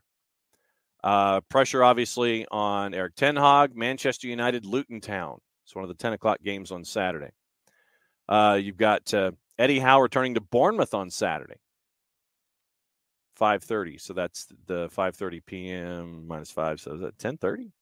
That's an odd one. So we'll see what happens there. So that's just part of the storylines with what's going on. We welcome in Jarrett Smith. Good morning, Jarrett. Good morning. Half hour left here in the show, and since we've yet to discuss it, let's get into Game 3 with Atlanta United and Columbus. And what sticks out after these first two games with the yin and yang of the loss in Columbus, the 4-2 win here, wearing the 404 kits, and apparently Columbus seems to be concerned about what Atlanta's wearing for game number 3. They wouldn't let them wear the 404s. I mean, that's their decision. It's their home. They're also going to end up with the same color scheme. If you are a superstitious person, yes, they're going with the same color scheme that led them to a 6-1 victory in the early season. Okay. So we have that is in. So I think Atlanta's going to be in the mint. Okay. Or the forest. Sorry, the forest. The forest kit. Yes. Yeah. Fun facts for this one is 16-9-9 hosts 13-9-12. After winning only 2 of their first 7 in Columbus, the Crew have won both home matches against Atlanta United in 23. The 2-0 win, obviously, game 1 was the other. Columbus has scored multiple goals in each of the last 7 home matches against Atlanta, unbeaten in 16 straight home in all comps. Has lost just 1 of its last 28 at lower.com, dating back to early August of 22, winning 19. Crew have won 7 of their last 8 home playoff matches, drawing 1 dating back to 2017, including the last 6 in a row. Numbers and fun facts, not fun for Atlanta. Won only 4 of its last 35 away matches in all comps dating back to April of 22, drawing 13. They've lost 3 road playoff games, failing to score in any of those. Cucho has scored in 4 straight, including playoffs dating back to the end of the regular season. Last Crew player to score in more than 4 straight was Stern John. Scored in 6 from September and October of 98. And Gigi had a goal and 2 assists in game 2. First 5 stripes player with 3 goal contributions in a postseason match, scored or assisted on 5 of Atlanta's last 6, dating back to the end of the regular season. So that brings us forward. And this one for me, when you're staring at this one from here as they're playing in Columbus on Sunday night, what sticks in your mind with this one? It lined up the way that I kind of hoped it would. Yeah. Well, I shouldn't say hoped it would. Ideally, you'd love to have snatched game 1, but that was always going to be tough without Almada. And you didn't put on a good show, but you knew that the numbers were going to be against you in that one. That's, it's not a scheduled loss, but it certainly kind of felt like it. But you knew that, hey, if game 1 doesn't go our way, which there's a good chance it doesn't go our way, that you had to win game 2 in your house. And you did. Yeah. Like you knew that game 1 would be tough. It didn't go your way. If you win game 2 in your house, and you did, despite a lot of hand-wringing and, we haven't beaten Columbus and, since Jesus wore sandals. I mean, there's no time like the present. Yep. You did the job. And you turned this into a one-off. Now, it's a one-off in their house. Yep. You're at full strength, as much as can be after having played 5 days before, but they're in the same boat. They had to take the same flight path back to Columbus. And now it's a one-off. And as far as I'm concerned, personally, I think the pressure's on them. Yeah, I think the pressure's on Columbus. They're the ones that kind of were that very trendy pick to win MLS Cup. It's a trip to Orlando on the line if you're Atlanta. Mm-hmm. And I think the pressure's going to be on Columbus, and I want to see how they deal with it. You want somebody to watch on the Columbus side? What do they do on the right-hand side? Yeah. Because Julian Gressel hasn't been it for the first 2 games. He hasn't been as dangerous as they need him to be. They brought him in from Vancouver to really supplement that team. And look, that move looked really good at the time, and I think it will prove to be good. Yep. Because we know what he can do delivering the ball. We know what he can do finishing in the box at times, especially when he can really wrap his foot around a ball and hit a rocket. But the first 2 games of the series, it hasn't clicked. He hasn't been as dangerous as they needed him to be. Yeah. And we know Cucho Hernandez is always going to be dangerous. He's shown you that. All he needs is not even, an inch of space. He needs about half an inch of space. And he's going to make something happen. Rossi, you kind of feel like he might be due for something. But I want to see what they do on the right side with Gressel. Because do you change things up a bit there? Do you ask him to come on later in the game? Because he is still a defensive liability. Yep. We know that he can go out there and any given day, he's going to be locked in, hitting early balls, hitting cutbacks, and can pop 2 assists, and you won't even flinch. But if the field gets stretched out and he has to do defensive work, that is a liability for a Xande Silva who found himself in game 2. And I think what Atlanta found, the miss notwithstanding in front of goal, the performance from Xande Silva that Atlanta got, you're not going to be the same because they're not the same kind of player, man. But like, you're looking for that if you're Columbus from Gressel. That, hey, man, the last one didn't go well for you. I need a bounce back performance. Because if you can give me a bounce back performance, it opens up so many things for other people. Yes. And I mean, obviously, I would anticipate because you're going into an international window and you're not going to be playing till the 25th or 26th. We won't know this. Mm-hmm. That lineup that we saw at Mercedes-Benz, I would imagine, is going to be the lineup. We don't know. We don't have an update on Mateus Hosechu. We know that he left with a knock. I'm still of the opinion personally that no matter what, like I'm emotionally prepared for Jay Fortune to start that spot. Yeah. I'm also emotionally prepared for Jay Fortune to be the guy next year. I don't know if that happens for sure. But I think you start Jay in this game. He's shown you he's up for the moment. He's shown you he can handle the moment in the playoffs in that building. And I say that not because I don't like Hosechu. He was solid last game. I still think it's funny people like talking about him during the goal you gave up when it was Miles who got turned. Yeah. But I don't want to start a guy and then have to sub him after 30 minutes. Right. Or 20 minutes. True. I would love to be able to start Jay, and then if Mateus can give me 30 minutes, do that. And honestly, I kind of want someone like him in the shootout if it gets to a shootout. Yeah. Who is a really technical player, who is a very calm player.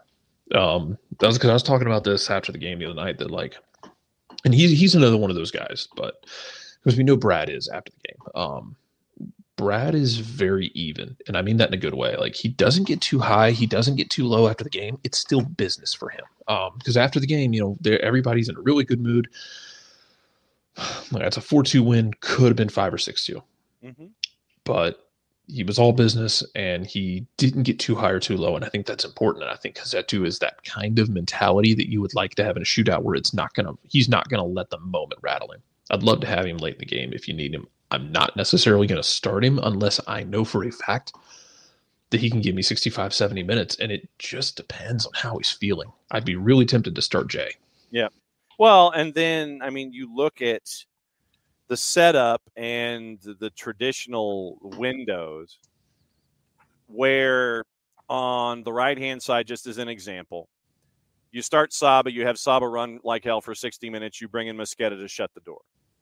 Left-hand side, you would start Xande Silva. You let Xande Silva run like hell until he runs out of gas. Then you bring in Tyler Wolff on the left-hand side. So it would make sense that if you're also trying to protect against the possibility of PKs, that could also apply to Jay, where if Jay is in, runs like hell for 70 or 80, then you're prepping and you think you're heading to PKs. You bring in Hosechu to close the door, and then you have Mateus available for PKs in that situation. So the 60, 30, 70, 20 splits that we see on the wings, and we've seen in the midfield occasionally, I think would make sense in the midfield for this go-around too. Yeah, it's going to be a challenge. Look, it's going to be a very, very difficult game, and they don't get easier necessarily. You get through Columbus, and you can argue about who was the best in MLS in terms of going into the playoffs, who you feel more confident about. I've been vocal that my belief that Orlando is a problem. And look, they dispatched Nashville pretty well. Yep.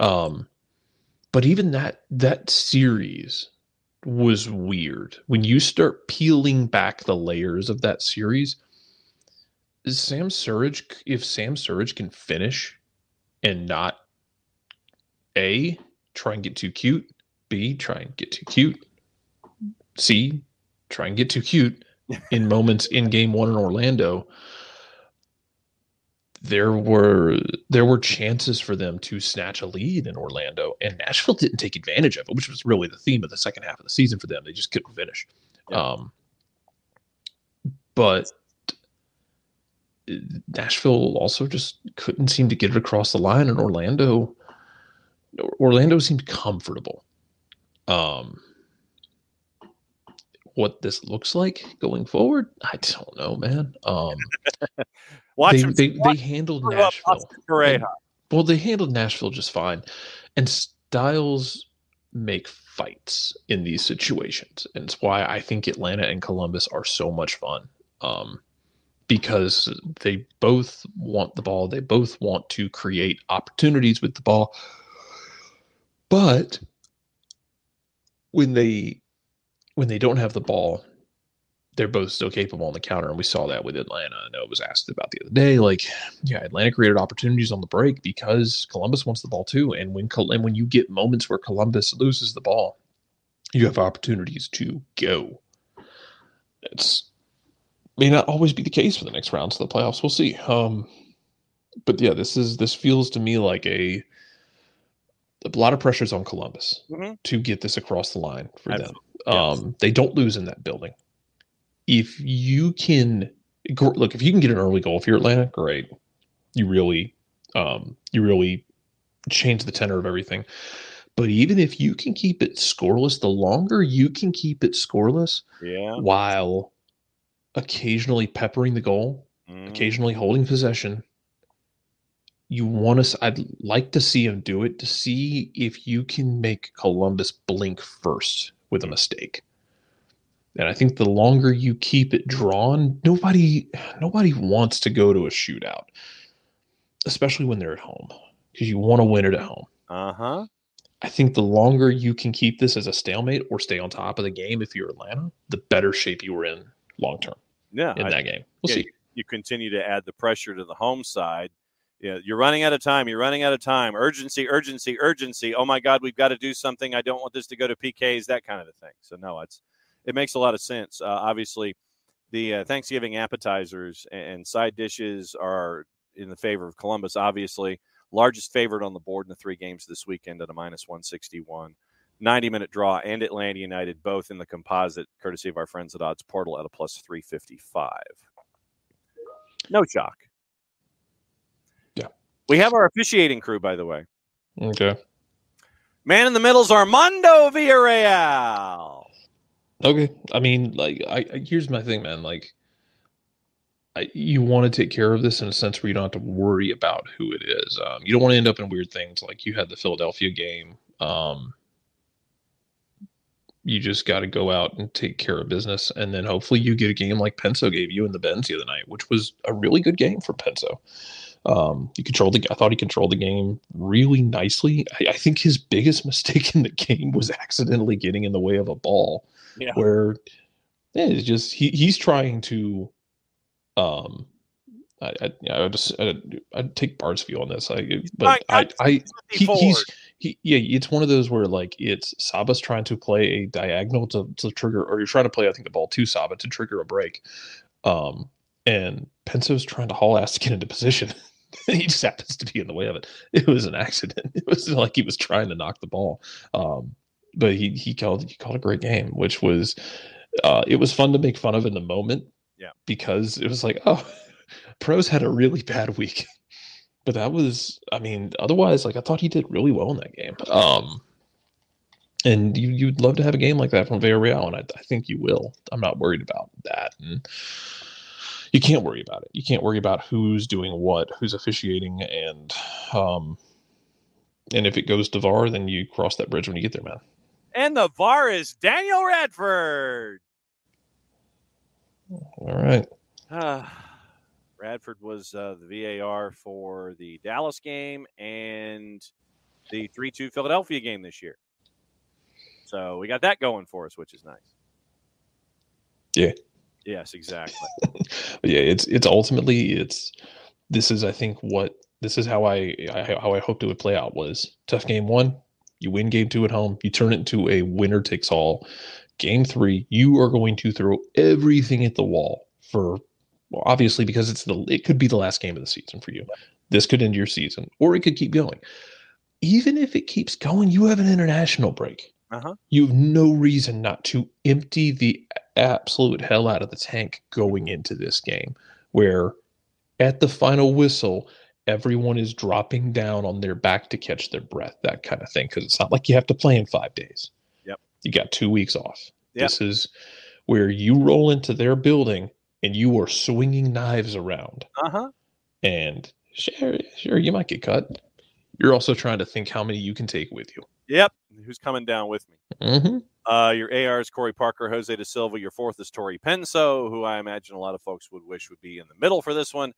Daniel Radford's your VAR, who's got a history with Atlanta United this season. And Jonathan Johnson is your AVAR. The other matches this weekend, Seattle and FC Dallas. Fotis Bazakis is the man in the middle. Pierre-Luc Lazier is your fourth. Michael Barwagon, Nick Uranga are your ARs. VAR is Yunus Marakchi. Peter Balanchunas is your AVAR. Houston and Real Salt Lake at 6 o'clock on Saturday night. Chris Penso's in the middle.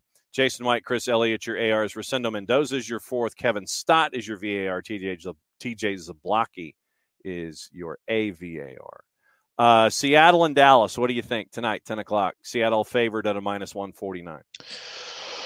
I think Seattle gets it across the line. I know I missed Nico yesterday, but yeah, man, like I was talking to Mike about it, Mike Conti, and it's like, as much as I was thinking, it kind of feels like a good situation for LAFC. He reminded me, he's like, man, Seattle's there. Seattle wasn't bad this year.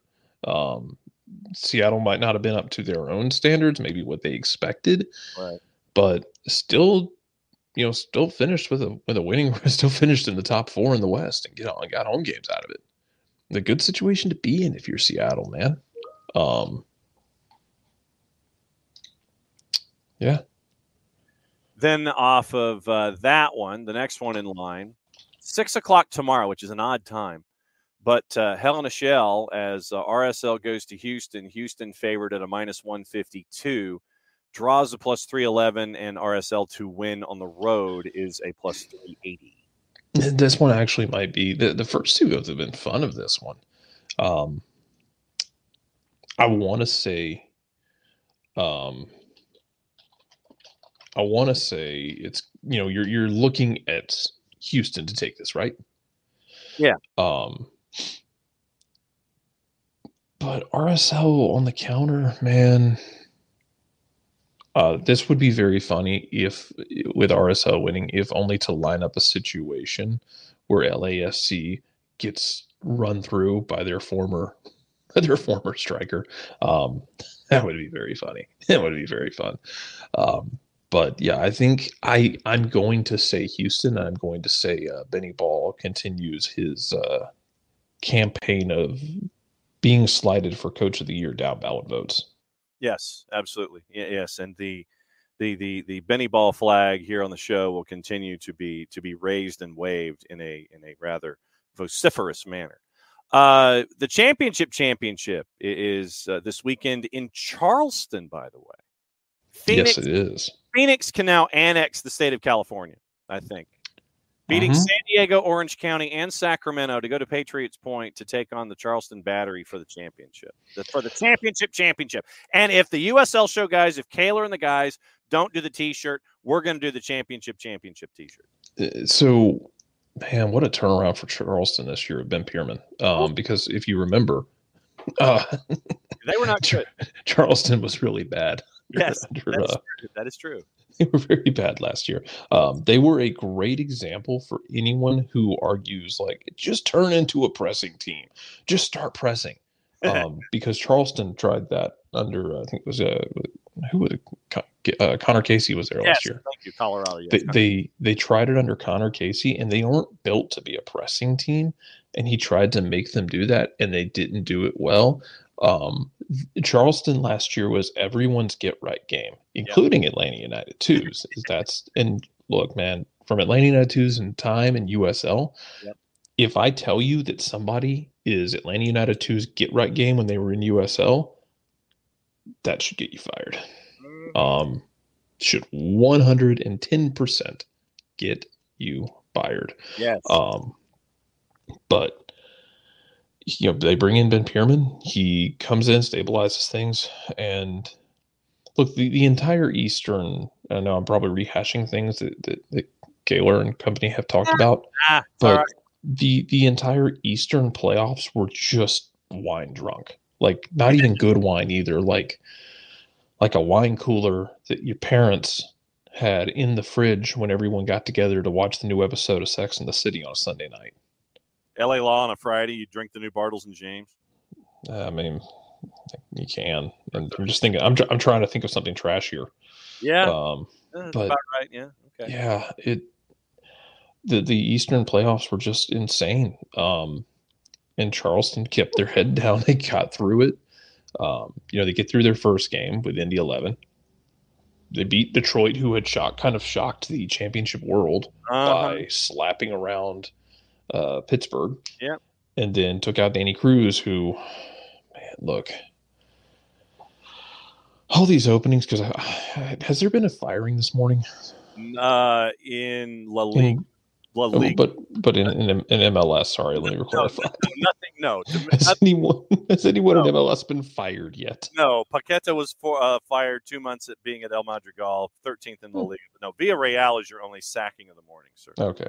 Well, I say that in the sense that, like,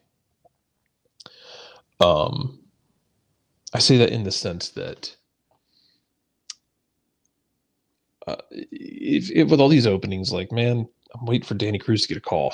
Yes, because he's done really good work at Lou City, and it's kind of getting to that point where, like, if they'd won it this year, I think it definitely would have been like, well, he has wept as he has seen, as Alexander has seen that there is no more land to conquer. Yep. But I think maybe he runs it back another time. But man, like that, Danny Cruz, y'all. Go ahead and start putting him on your board for managers for MLS in the future. Yeah. In the right situation. Don't know if Montreal's the right situation, man. I don't know anyone who took that Montreal job right now. And I get, like, Hernan Lasad, like, it's the whole thing of, like, when you see a jerk in the morning, maybe it's just a jerk when all you've seen all day are jerks, maybe it's you.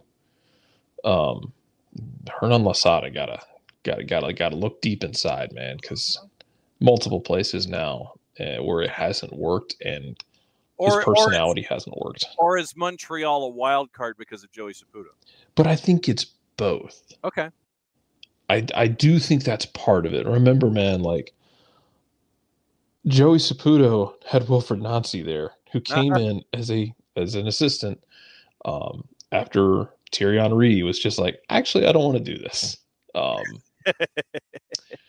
And was an absolute delight and made Montreal into a joy. And Joey Saputo kind of chased him away because Joey Saputo is going to Joey Saputo some stuff. Yes, true. Absolutely true. Canadian David Tepper. Yeah. Because, especially like allegedly. Because there were the rumors that have been popping up that Tepper's the one that pressured the Panthers to take Bryce Young and not CJ Stroud. And that Frank Reich wanted CJ Stroud, and Tepper's like, nah, we're going to take Bryce Young. Whoopsie. He's trying to be Jera. Well, the problem is, as well as that Panthers team, it's like it's not just Bryce. Like, that team, that roster's not good. No. Once you got rid of Christian McCaffrey, and you did not turn those draft picks into poor Adam Thielen's just in hell. He is. Just sitting there like the Wolverine meme in bed, looking at pictures of Kirk Cousins, like, oh, it could have been. But I digress. But yeah, I think it is a thing of both. I think Hernan Losada he's abrasive in the sense that, like, it's going to be a detriment, at least here. Maybe it's kind of like Gabby was in Atlanta, where it's just not going to work here, man. Like, Europe or South America for you, that might be where it's going to work. Yeah. Because it seems like it's a personality issue, but also Joey Saputo Joey Saputo also is very rarely viewed as an innocent party in these sorts of things. Yes. But I don't know who you would get to take the job. Because like I figure like at that point, like is Joey just going to go hire a yes man? That's what I'm thinking. It would have to be. What's the ceiling? Who really wants the gig, like maybe a Bobby Smirnionis, who's the head coach of Forge FC up in CPL. But Bobby Smirnionis doesn't take any crap from anybody either. See, this is the thing. It's going to have to be a yes man, I think. And Kefsy's right. Joey can be really daft. He can be, and like, but those are tricky jobs because, like, yeah, man, like, would it be tempting to say, hey, man, go get Danny Cruz, and with the idea that maybe Danny will come in and just he'll be grateful for the opportunity and wouldn't push. I think he would push. Yeah, because he's going to want to do things his way. Because look at what he's done in Lou City. I think he has every right to say, look what I have, look what we have done. We made the Eastern Conference final every year of our existence, I think. Yeah. Hey, look what we've done. Yeah. Look what we have continued after James O'Connor left. Yeah. Oh, yeah. I mean, but O'Connor leaves to take the Orlando job. Like Danny Cruz in his time there has been great. I think he'd have every reason to push on saying, I want a gig where I'm going to have some control over what I build, because Montreal had a system that was built to play with the ball, built to play in the style with the ball that, that Wilfred Nancy had, tried to overhaul it to be able to do, to be able to play Hernan Losada style, and then just fired him. Like, you going to bring in somebody to continue that style? You going to go back to possession? Yeah. What are you going to do? What is your plan? Mm-hmm. So you've got that. Anyway, good job. Sorry, I digress. Good job, Charleston, turning things around this year. Phoenix will be trying to beat your brains into a brick wall and just firing the ball over the top and YOLOing it. I'll take Phoenix at the plus 179. I will. It's just like, I just want Phoenix to just start hitting long balls. It's just like watching Jalen Milroe throw the ball. Like, what routes does he? Like, oh, what about these short intermediate routes? We don't do those. What is it? We do slot fades, go routes, sluggos. Yeah. Over routes, 25-yard digs. Everybody does nines. Yeah. Everything is downfield. Yes. Charleston, by the way, is a plus 133. Your 90-minute draw is a plus 235. I'll take Phoenix in the plus 179. What do you think of the new USL deal to go over to everything Paramount, the Paramount Pantheon of networks? Well, I mean, Paramount just keeps getting what look like wins. Yeah. I think their coverage has been really good on Champions League, and it's continued to be good. That's the thing, is like they got it right once, which was great, but then they keep getting it right, Mm-hmm. That's important to keep doing it. So that makes me happy. Yes. Couple of news and notes before we go. Carolyn was named NWSL MVP for North Carolina Courage. What to watch today. FS2 has already blown through the U17 Men's World Cup games at 4A and 7A. The league that we don't talk about or promote is going on right now in the second half. Deportes has La Liga at 3. Fox Deportes has the league we don't talk about or promote at 10 and 1 for a doubleheader. Goal TV with our buddies at Mushuk Runa in the Ecuadorian Primeras at 7 o'clock. Goal TV. If you don't have Goal TV, if you don't have Teise, Goal TV, BN, CDO, For the Fans, Nuestra Tele, all those, watch Libertadores and Sudamericana. You can go to fanatisfntz.co/soccer down here and get it. Jason got me hooked. I blame him.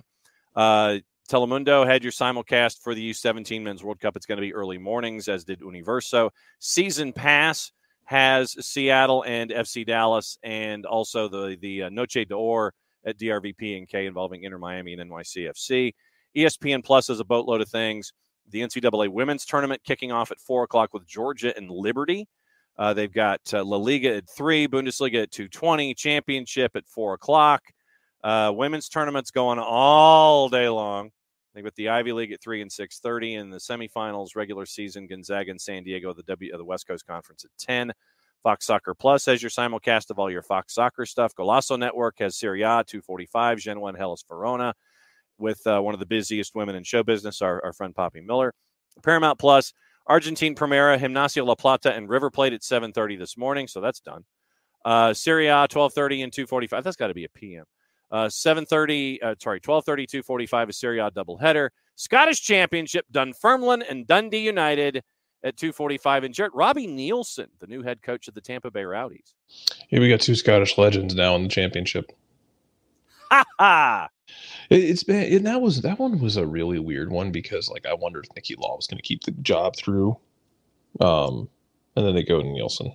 Yeah, well, I mean, and Nicky is now an assistant on that same staff, so yeah. But I wondered if he was going to keep the gig full time, especially after we had talked to Jack. With Jack being just seemed pleased as punch that Nicky got that opportunity. Yep. So we'll see that. And this weekend, once again, tomorrow, if you are not traveling to Ohio and you would like to see some D3 men's soccer, Emory has your doubleheader, 1 and 3:30, I believe, tomorrow. It is Oglethorpe and Colorado College. It is Emory and Brevard. The winners play on Sunday afternoon for the right to go to the Sweet 16, and it could be Emory and Oglethorpe on Sunday afternoon at Emory to determine who goes to the Sweet 16. So it'll be fun. It'll be fun over across the street from the Woodpecker, and you get to watch things at Emory. So D3 early round playoffs involving Emory, Oglethorpe, Colorado College, and Brevard. So there you go. There you go. And yeah, shout out to UGA's women's team, by the way. Yes. Because I believe that's the first time UGA's women's team had won the SEC tournament. And hey, when you score with 45 seconds to go, or right at the death, you can take it. What do you? I believe they still play that down in Orange Beach. Yeah, I think you're right. I think because I covered that one year, man, and if you've never been to Orange Beach in November or end of October, ain't nothing down there, man. No. Ain't nothing, ain't no one. No, that is accurate. So places, there's a couple dive bars and a Waffle House and the Floribama. Yes, the Floribama not being a dive bar necessarily because it's a cultural institution. Yes, it is a cultural happening. The game this weekend for Atlanta United is on Star. It is on Star 94. It is not on 92.9 The Game because of the Hawks. So it is pregame show at 7 and game a little after 7:30. So if my math is correct, that means sorry. So 7 o'clock game. So 6:30.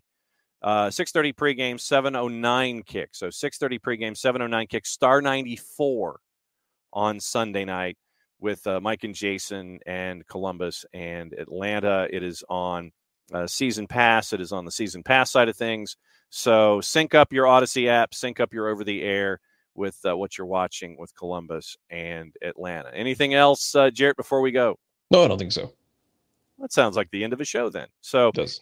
He's Jarrett. I'm John. Thanks for hanging out with us for another week of SDH. Thanks to Greg Garza for crashing, as always, to do the Friday free kick. And thanks to Thomas Rongen for coming on to talk about Next Goal Wins. That's coming out a week from today. And our friends at Searchlight Pictures are having that out for massive release for the continuing of the 2014 documentary, now into a movie where Michael Fassbender gets to be Thomas Rongen. As Coach said this morning, how's your day going? Michael Fassbender gets to play you in a movie. So that'll be the fun part with that. So it's a fun week, prim and proper later today with Maddie Cruz cruising through the prim and Drew Dickinson with the 3D. That'll be out later today. NWSL Championship preview, 8 o'clock Saturday night for their kick, and that'll be on the network later tomorrow morning. So, Jarrett, since you are here, sir, to wrap up yet another week, if you would, please send us home. Mucha plata, y'all. What he said, because it's the end of the show. Play it safe, everybody. It's the end of the show. That means we get to do this. We'll be back at it again before you know it.